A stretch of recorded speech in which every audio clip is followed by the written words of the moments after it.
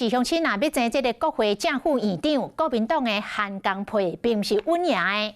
有风声讲，民众党上届关键的8票，按算要分裂来投票。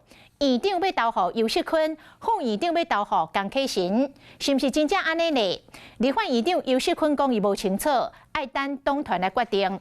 不过尤锡坤办公室的外口有放新纸箱啊，伊的幕僚讲。院长会来收行李，把这个院长的办公室先清出来。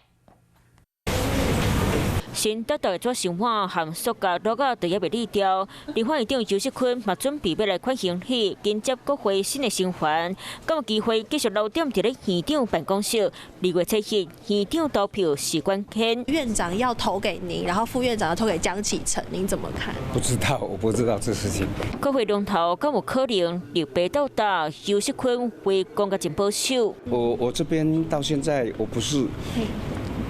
党团还没有推举我嘛？是，所以还没有完成程序，我都没有在活动。不过进前总调瓜建面才呛民众党是无路用百姓，和立法合作应该是无可能。另外一边国民党把要面前争取。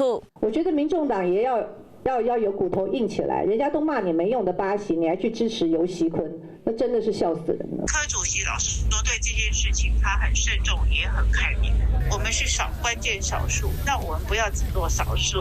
若是立院的领头人，李干事嘛讲，未来法案的推动，拢还阁需要民众党支持。伫咧委员会顶，黄珊珊起到在前，黄国昌专心伫咧司法。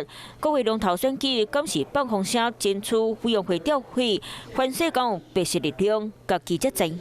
Hello， 我是郑雅芳。想要抢先掌握最及时的新闻资讯吗？赶快订阅、按赞、开启小铃铛，锁定华视新闻 YouTube 频道。